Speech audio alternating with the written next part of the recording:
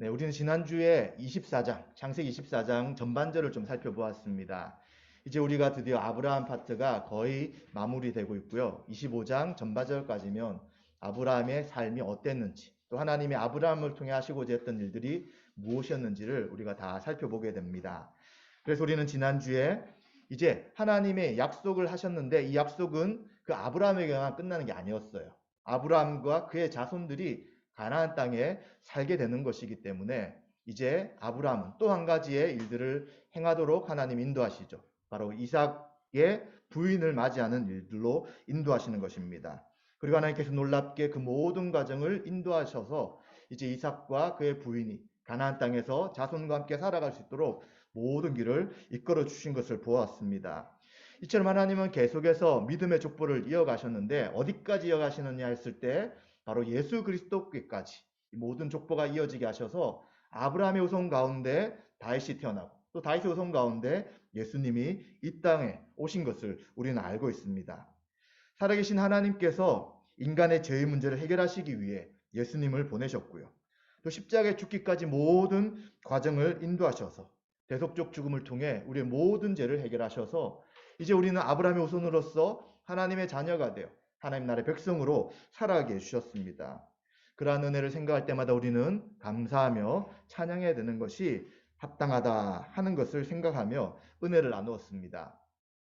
오늘은 하나님께 순종하는 삶이란 제목을 통해서 약속을 지키신 하나님을 믿는 성도의 삶은 어떠한지를 살펴보며 은혜를 나누고자 합니다. 자, 우리가 보통 칼빈주의 신학, 또 다르게 한다면 장로교 신학, 또 조금 더 이야기한다면 개혁주의 신학, 도대체 이게 무엇이냐라고 할 때 가장 중요한 것은 하나님의 주권에 대한 것을 굉장히 강조합니다. 사람이 어떠함이 아니라 하나님이 어떠한 분이고 그 하나님이 무엇을 행하시며 우리 성도들은 또 사람들은 그 하나님의 주권 앞에 그 통치를 받으며 다스림을 따라 순종해야 한다. 이것에 대해서 많이 이야기합니다. 그런데 이러한 가르침이 있다 보니까 어떤 것이 조금 약화되냐면 하나님이 하시는데 그러면 사람은 뭘 하느냐?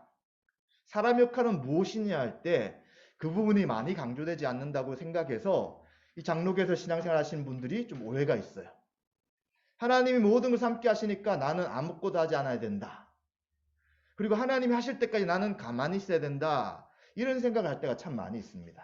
그런데 그것은 큰 오해예요. 왜냐하면 칼빈이 하나님이 하실 일과 우리 인간이 할 일에 대해서 뭐라고 이야기하냐면 하나님 100%, 인간 100%, 하나님 100%, 성도 100%로 하나님의 일들이 이루어져 간다라고 이야기합니다. 잘 이해가 안 되죠? 네. 하나님 하시는 거고 사람은 없죠. 그럼 사람이 100%하면 하나님은 없어야 되는데 그게 아니라 하나님이 전부 하실 뿐만 아니라 사람도 그 일에 함께 한다는 굉장히 좀 이해하기 어려운 이야기들을 하고 있습니다. 자, 그게 무엇인가 할 때 오늘 이 말씀 가운데 가장 잘 나타나 있습니다. 하나님이 모든 구원의 일들, 약속을 성취해 나가는데 그 성취 가운데 나타난 아브람, 그리고 종, 그리고 리브가의 모습 속에서 하나님의 사람, 성도들이 어떻게 하나님의 일들을 순종해 나가는지를 성경은 보여주고 있기 때문에 오늘 이 하나님께 순종하는 삶에 대한 것을 아브라함의 모습 속에서 또 종의 모습 속에서 리브가의 모습 속에서 생각하며 우리가 함께 우리의 신자의 삶 가운데 하나님 100%, 인간 100%가 도대체 무엇인가를 함께 생각해 보려고 합니다. 먼저 첫 번째 문단 34절부터 41절까지 해서 아브라함이 하고자 하는 행동의 뜻이 하나가 있습니다. 그것이 뭐냐면 자신의 아들 이삭에게 아내감을 만나게 하여서 이제 그 가나안 땅에서 계속해서 후손들이 살아가려고 하는 거예요.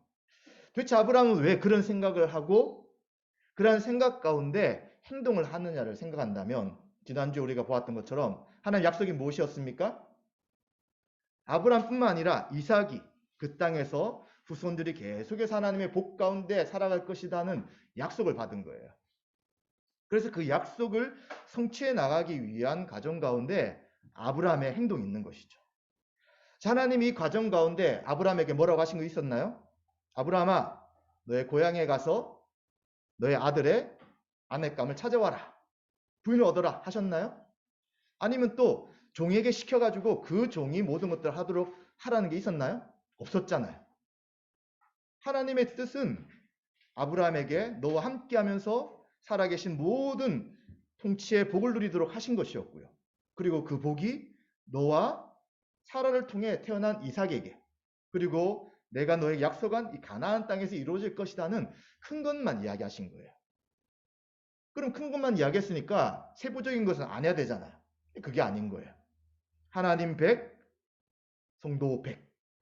그래서 그 큰 하나님의 뜻 가운데 아브라함이 어떻게 할 것인가를 결정하는 것입니다. 그래서 아브라함은 두 가지를 선택했어요. 첫 번째가 뭡니까? 내 아들의 아내를 구할 때 어디로 가라고요? 가나안 땅이 아니라 친족에게 가라라고 하시고요. 또 한 가지는요. 만약에 그곳에서 사람을 찾지 못하여서 이삭이 가야 될 상황이 생긴다면, 오지 않는다고 한다면 가나안 땅을 떠나지 말라는 거예요. 이 두 가지 조건을 통해서 이제 이삭의 부인이 어떤 사람이 될 것인지에 대해서 하나님의 뜻을 이루어가는 모습을 우리는 보게 되는 것입니다. 그래서 우리는 하나님의 통치, 하나님의 다스림을 신뢰해 나갈 때에 그 하나님의 큰 뜻이 분명히 무엇인지 알아요. 그럼 그 나머지는 그 뜻 안에서 우리가 이런 하나님의 뜻이 있다면 그 일들을 이렇게 순종해 나가면 되겠구나 하는 것을 판단하는 것이 이 성도의 목 가운데 있다는 것입니다. 그럼 아브라함은 그런 판단 가운데 있었던 핵심적인 이야기는 뭐였냐면, 하나님의 뜻이 뭐였냐면, 가나안 땅에 대한 하나님의 평가가 있어요. 이 땅을 너에게 줄 것이다. 그러나 시간은 400년 뒤일 것이다. 그리고 400년 뒤에 이 가나안 땅에 죄악이 꽉 찰 때에 그곳을 심판하시고 그 땅을 너와 너 후손에게, 아브라함은 이제 죽지만 후손에게 반드시 주실 것이다 하는 약속이었던 거예요. 그러니까 그 평가를 아브라함이 확신하고 받아들이기 때문에 가나안 땅이 아니라 멀리 있지만 한 800에서 900km 되는 그 먼 하란에까지 가서 친족 중에 택하라라고 이야기를 하는 것이죠. 이것은 자기의 생각이 아니라 하나님의 그 말씀을 잘 이해하고 그 말씀을 적용하고 순종하는 그런 아브라함의 모습이었던 것을 알게 되는 것입니다. 그리고 또 아브라함 무엇을 준비합니까? 하나님이 내 후손을 가나안 땅에 살게 하셨으니까 그래 알아서 하시겠지가 아니라 이제 그 다음 세대인 이삭의 부인을 준비하기 위한 과정들을 다 행하고 있는 것이죠. 그래서 그는 그것을 위해서 종을 택하게 되고요. 또 그 종에게 필요한 것들을 가져가라고 하고요. 그리고 큰 것에 대한 약속은 이야기하지만 또 세부적인 어떻게 합니까? 신실하신 하나님께서 사자를 먼저 보낼 것이다. 이 일은 나와 너가 하는 것이 아니라 하나님이 하실 일이기 때문에 나머지는 하나님이 준비하시고 우리가 할 수 있는 것들은 이런 것이다 라고 하나님이 할 일과 사람이 할 일에 대한 선을 분명하게 아브라함은 인정하고 있는 것입니다. 그래서 하나님께서 지금껏 평탄하게 길을 인도하셨기에 분명히 이 이삭의 부인을 구하는 것에 대해, 아내를 구하는 것에 대해서도 하나님이 평탄케 하실 것이다 하고 그 종을 보내는 것을 보게 되는 것입니다. 마찬가지입니다. 우리 성도들도 어떻게 해야 합니까? 하나님 약속이 우리 가정에, 우리에게 분명히 있어요. 그런데 문제는 그 약속이 우리에게 끝쳐지는 게 아니라 우리의 다음 세대들에게 이어진다는 것입니다. 그래서 장로교 신학에서는 아이들에게 어떻게 합니까? 태어났을 때 유아 세례를 허락합니다.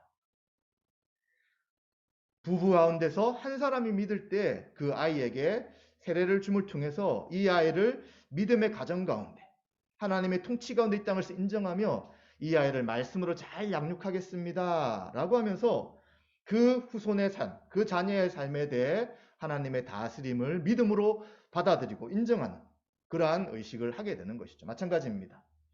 사실 우리가 우리 때의 신앙은 참 좋을 수 있어요. 나의 신앙, 나의 가족의 신앙은 좋을 수 있어요. 그러나 문제는 그 다음 세대까지 우리의 신앙이 전수되느냐는 문제가 있습니다. 하나님 우리 교회에 하나님의 뜻을 주시고 또 성경적 교회를 세워가라고 하시고 또 우리가 그 말씀을 받아들이며 믿음의 삶을 행해 나가는데, 만약 이것이 우리의 가족이나 우리와 함께하는 사람들, 또 우리의 주변의 사람에게 전수가 되지 않는다면 어떻게 될까요? 당연히 우리 때의 신앙은 끝나게 되는 것입니다. 분명한 거예요. 그렇다면 우리는 이것에 대해서 좀 더 심각하게 생각해야 합니다. 정말 우리 교회가 우리 세대에만 존재하는 교회가 되어야 하느냐? 아니 우리 다음 세대에도 이 성경적 교회 가치관이 전수되도록 해야 되느냐라는 것을 생각할 때는 분명한 것이죠. 그렇다면 우리의 신앙을 잘 다짐할 뿐만, 단련할 뿐만 아니라 우리의 다음 세대들, 그리고 아직 그 믿음이 전달되지 못한 우리의 가족들에게도 이러한 신앙에 대한, 믿음에 대한 것들을 전수할 책임이 누구에게 있습니까? 하나님께 있는 것이 아니라 우리에게 있는 거예요. 하나님은 우리에게 그 모든 것들을 주셨습니다. 그럼 우리는 그 일에 대해 적극적으로 순종함으로 우리의 신앙이 자녀들과 우리 가족들과 우리 주변에 있는 사람들에게 전수하도록 해야 되는 거예요. 이게 쉬울까요? 간단할까요? 어려울까요? 네, 쉽고 간단하지 않았겠죠. 기도해야 되고요. 고민해야 되고요. 어떻게 그들을 섬길 것인지 생각해야 되고요. 그리고 하나님의 평탄하게 인도하실 것에 대한 확신이 있을 때 가능한 것입니다. 우리가 교회에 대해서, 우리 가족에 대해서, 또 우리의 어떤 조직에 대해서, 나라에 대해서 어떤 가능성이 있을까 생각할 때가 있잖아요. 정말 잘 될까 할 때 뭔가 조건들이 있어야 돼요. 그런 것들이 판단이 되지 않으면 불가능하다, 안 되겠다, 그냥 자포자기하자, 될 대로 되라, 나만 잘 되자, 이렇게 보통 많이 생각합니다. 그렇기 때문에 우리 교회가 다음 세대까지 이어질 것인가, 우리 가족의 믿음이 우리 다음 세대들에게 계속해서 전수될 것인가 라고 생각할 때 무엇이 필요하냐면 믿음이 필요한 거예요. 믿음. 하나님이 우리에게 말씀을 주시고 그 말씀을 들을 때 구원 얻게 하셨다면 우리 자녀와 우리 가족과 우리 주변의 사람들에게도 이러한 은혜를 줄 것이다 하는 믿음이 있을 때에 그 일들을 수행해 나갈 수 있다는 것입니다. 사랑하는 성도 여러분, 우리는 그러한 믿음을 가지고 계신가요? 저에게도 마찬가지 묻습니다. 나의 자녀들에 대해 그런 믿음을 가지고 있는가? 또 여러분의 아버지, 어머니, 남편, 아내, 그리고 형, 동생, 누나, 이런 모든 사람들에게 대해서 하나님이 이들에게도 나에게 주시는 은혜를 베풀 것이다 하는 믿음이 있는지 없는지를 생각해 봐야 합니다. 믿음이 있다면 그를 위해 기도하고요, 수고하고요, 어떻게 할 것인가에 대해 하나님의 은혜를 구하며 행동합니다. 그러한 믿음이 없다면 당연히 기도도 안 하는 것이죠. 그리고 행동도 당연히 안 하는 것이고, 더 나아가 관심이 없게 되는 것입니다. 그래, 너는 그렇게 살아라. 나는 믿음을 갖고 살다가 하나님 앞에 가겠지만 너는 아쉽게도 안 된다 라고 하고 자포자기하는 것이죠. 그게 정말 하나님 우리에게 주시는 마음일까요? 우리는 굉장히 무거운 벽 앞에, 또 무거운 짐 앞에 마주해야 합니다. 사실 다 피하고 싶어요. 쉽지가 않는 일이기에 피하고 싶고요. 나 혼자 살아가면 또 버거운데 무슨 내 옆에 있는 사람을 챙길까?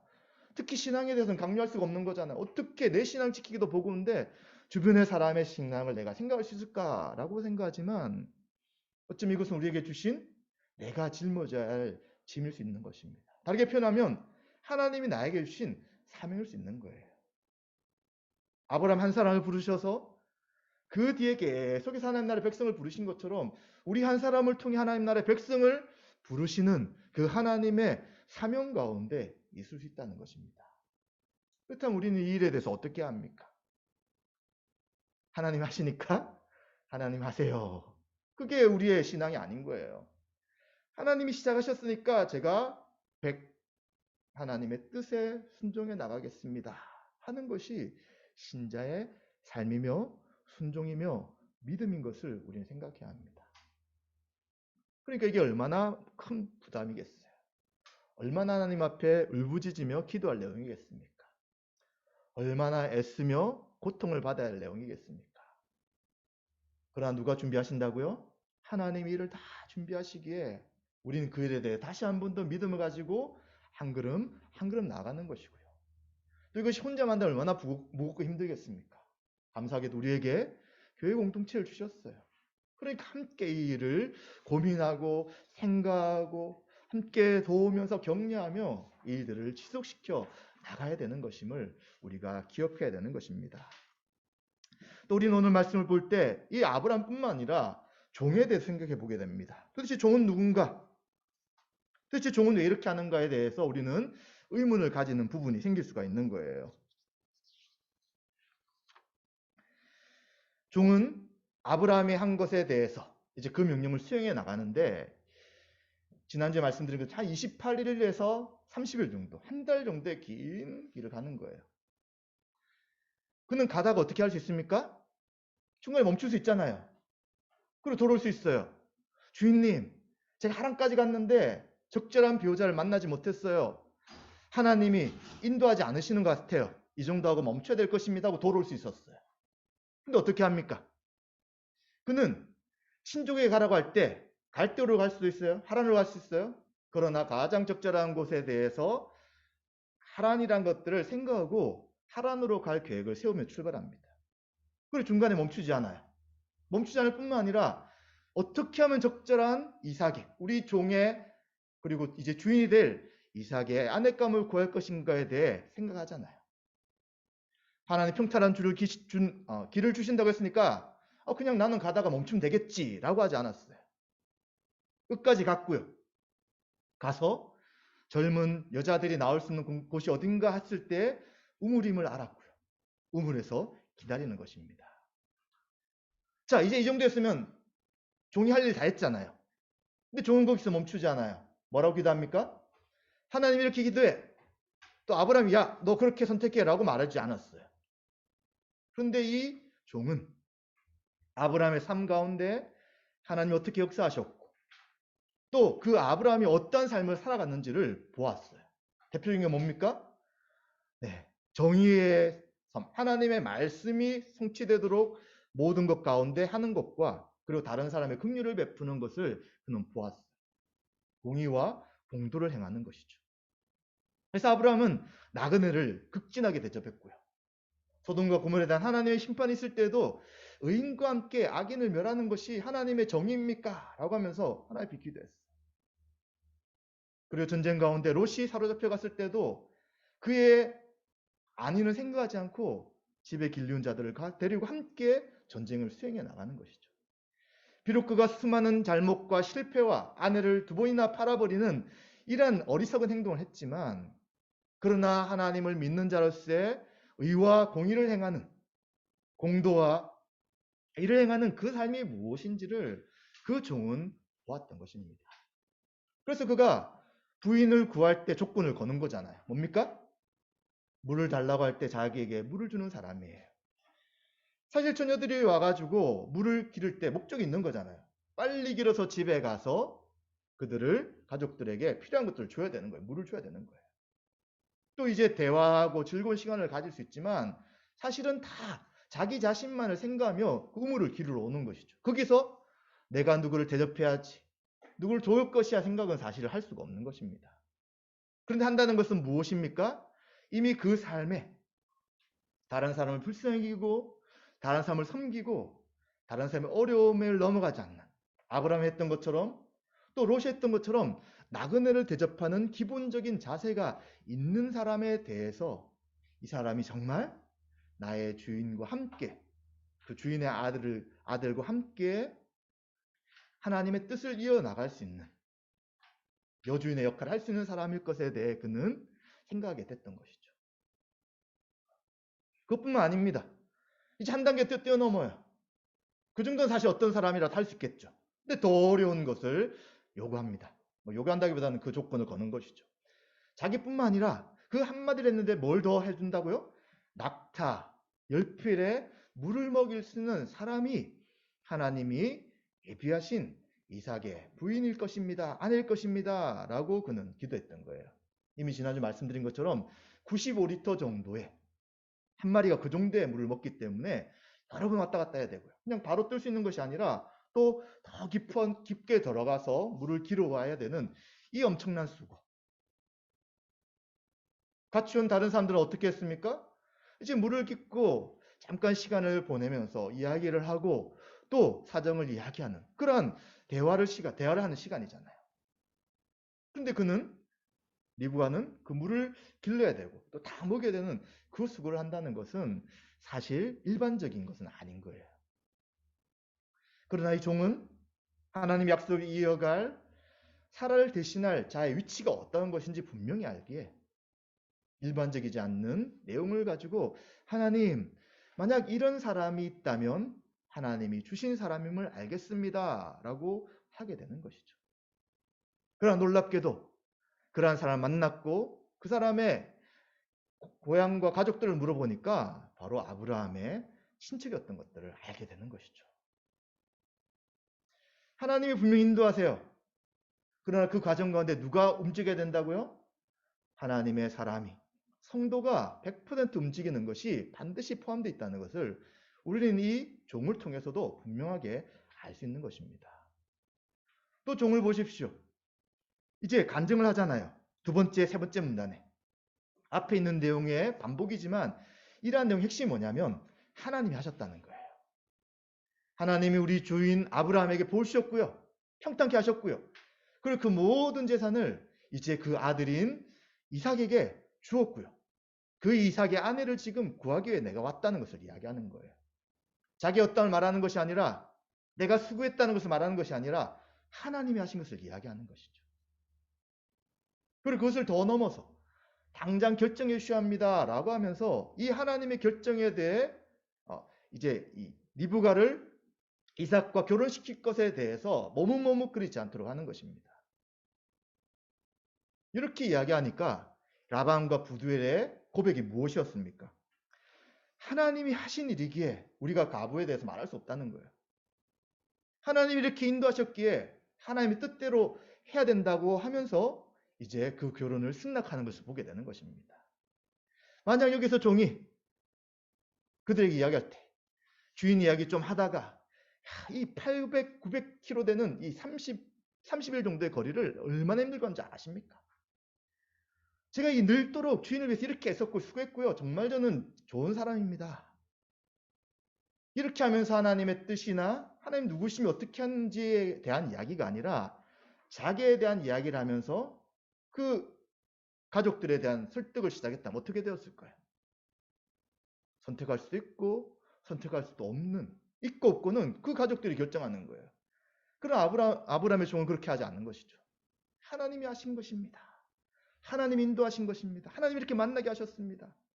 하나님의 계획 가운데 일들이 진행되고 있습니다를 알려주니까 사람의 어떠함으로 판단하고 결정할 수 없는 것에 대해 그들은 인정할 수밖에 없는 것이죠. 그리고 그러한 이야기를 들었던 리브가도 마찬가지예요.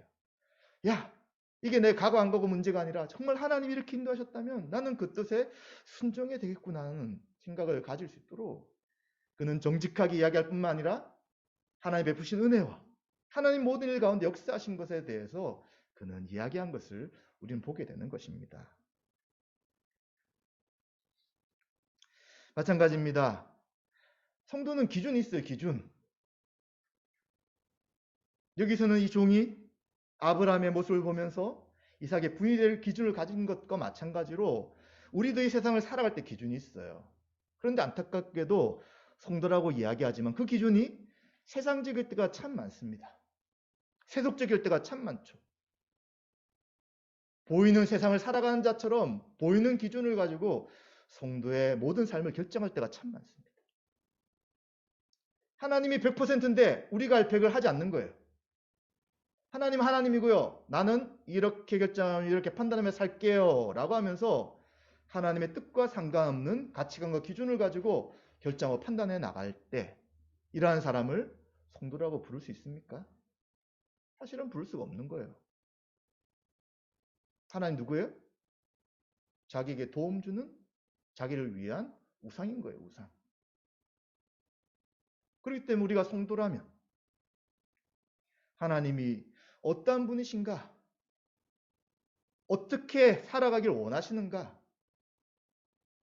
그것에 대해서 분명히 인식하고 성경에서 말씀하시는 거룩한 자로 살아가는 것, 세상과 짝하지 않고 하나님만 사랑하는 것, 나 외에 다른 것을 사랑하지 않는 참된 하나님만 사랑하고 하나님이 나의 인생의 전부가 되시는 그 기준을 가지고 생각하고 판단해 나가는 자가 참된 성도의 삶인 것을 우리는 기억해야 합니다. 그런 삶을 살아가면 우리 가운데 뭐가 나타날까요?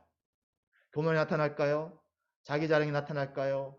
세속적인 삶을 가지고 이 땅에서 자기만을 위해 살아가려고 할까요? 절대 그러지 않죠. 우리 속에 예수님의 모습이 나타나게 되는 것입니다. 그 아들의 모습을 닮아서 예수님 같은 삶으로 살아가게 되는 것이죠. 그러면 안 믿는 사람들은 놀라는 거예요. 어떻게 저렇게 살아갈까? 감동이 없는 시대기에 조금의 감동이 있으면 사람들이 야 어떻게 저렇게 살까라고 놀라는 시대. 예, 바로 성도들이 세상 사람들 가운데 세상 가운데 신자로 살아가는 모습을 보여준다면 놀라고 감동하고 어떻게 저렇게 우리와 다르게 살 수 있을까에 대해 그들은 궁금해하고 이상해할 수밖에 없는 것입니다. 거리를 둘 수도 있지만 기본적 마음에는 역시 예수님을 따르는 신자는 뭔가 다르구나.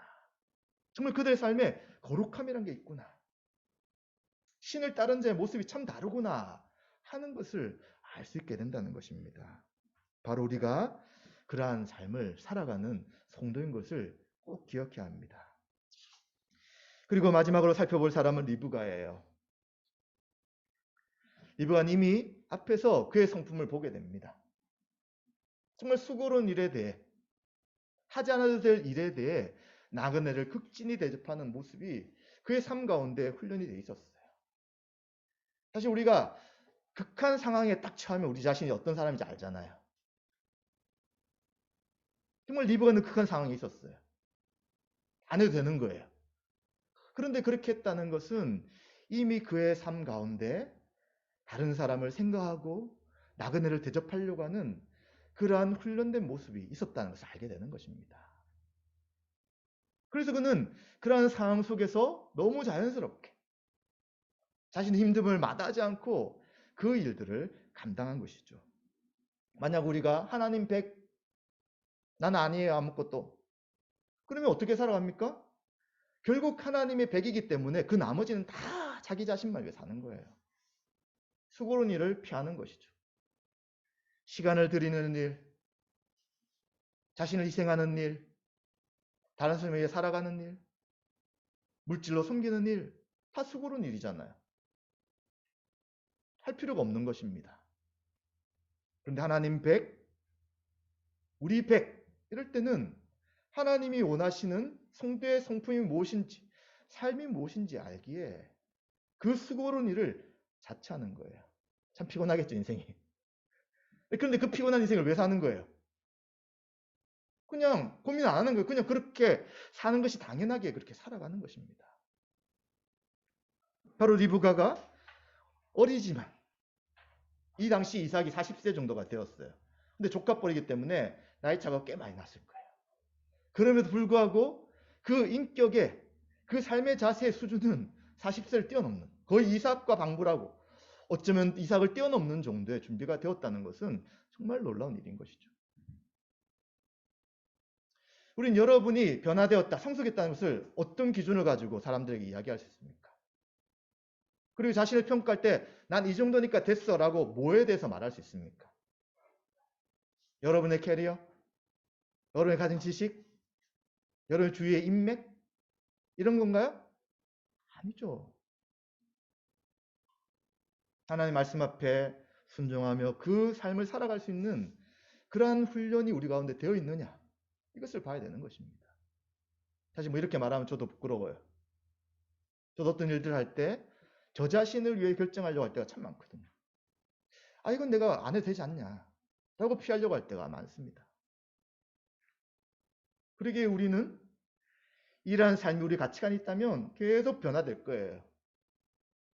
근데 이 가치관을 우리가 중요하게 생각하지 않고 에이, 뭘 그렇게 굳이 살아가? 아, 피곤한 인생. 그냥 즐기며 편하게 고민하지 않고 나 자신만을 위해 살아가는 거 힘들어 라고 결정해 살아간다면 예배도 드릴 수 있어요. 성도라고도 말할 수 있어요. 교회 올 수도 있어요.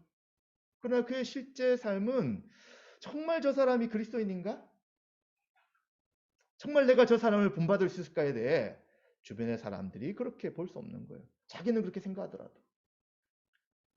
그래서 우리는 정말 내 자신이 하나님의 사람이라면 내 인생에서 어떤 준비가 되어야 되는지, 내가 갈고 닦을 것이 도대체 무엇인가에 대해서 우리는 좀 더 하나님 말씀의 기준으로 우리 자신을 돌아봐야 된다는 것입니다. 그리고 리브는 결정해요. 이 종은 굉장히 급하게 가려고 합니다. 이유는 분명히 성경에 나타나지 않기 때문에 지난주 우리가 함께 살펴봤던 그런 이유도 있을 수 있지만 또 아닐 수도 있고 몰라요. 그러나 하여튼 종은 최선을 다해서 그 결혼을 이루어지기 위해 움직입니다. 그 일을 이제 가족들에게 이야기할 때 리브가 보고 결정하라고 이야기해요. 평생 살아왔던 고향, 가족. 그러나 아는 것은 그 종이 말했던 그러한 배경들밖에 듣지 못했는데 리브는 어떻게 결정합니까? 그렇게 하겠습니다. 다른 게 없어요. 하루만 더 있을게요. 그것도 아니에요. 좀 더 분명한 확신을 주세요. 그것도 아니에요. 그냥 그 내용들을 들었을 때 이것은 하나님이 함께 하시는 것이고 비록 그 뒤에 어떤 일이 날지 알지 못해도 나는 믿음의 결단을 한다고 생각하며 그 놀라운 대답을 하는 거예요. 그렇게 하겠습니다.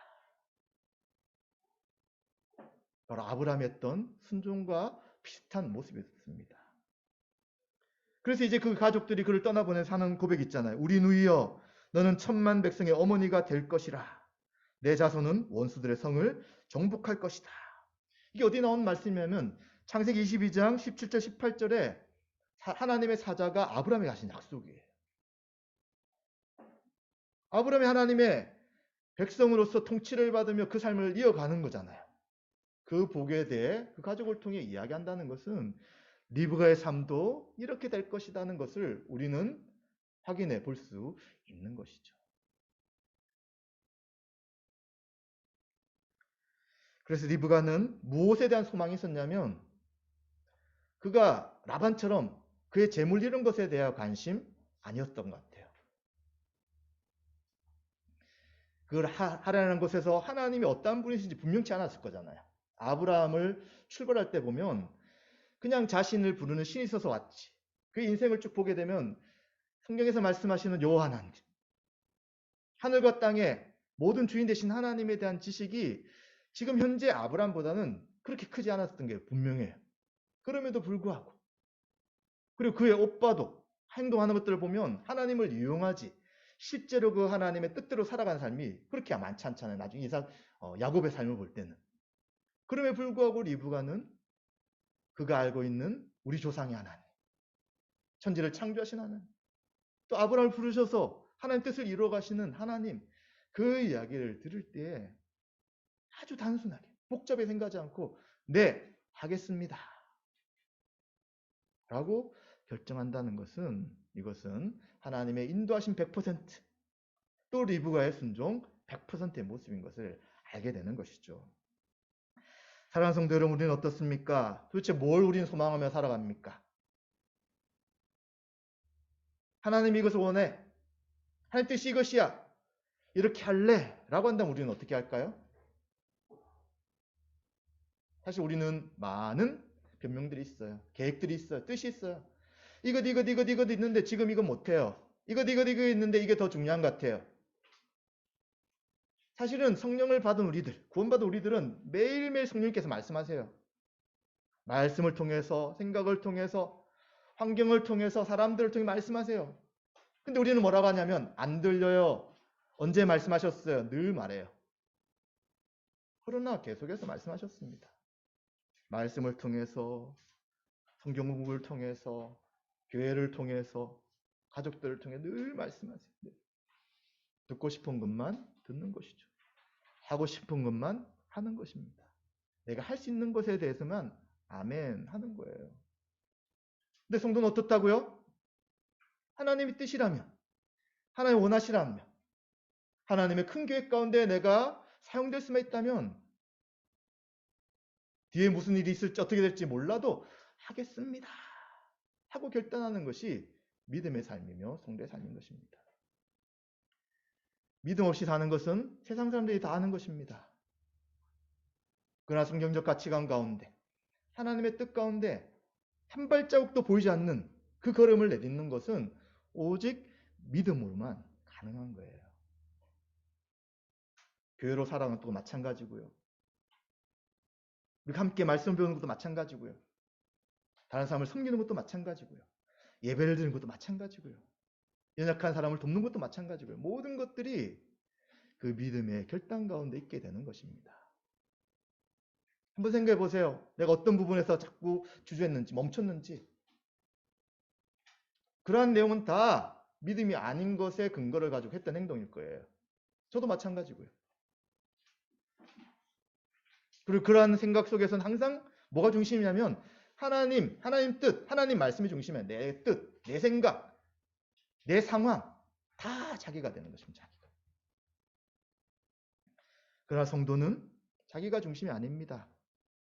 나를 다스리고 통치하시는 하나님, 하나님의 뜻 그것이 가장 우선이기에 그 수많은 세상의 생각들, 가치관들, 자기 속에 일어나는 욕망들 이런 것들을 꺾고 하나님 말씀에 순종하며 교회로 살아가는 삶인 것을 우리는 기억하셔야 되는 것입니다.